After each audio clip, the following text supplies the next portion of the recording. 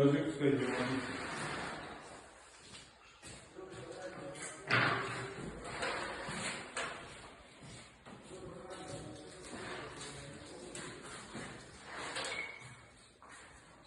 Закончили мраморные работы, проводят испытания. Вверху остался закреплен как фиксирующий брусок. До завтра все это схватится, потом можно умереть, убрать это и будем зачеплять.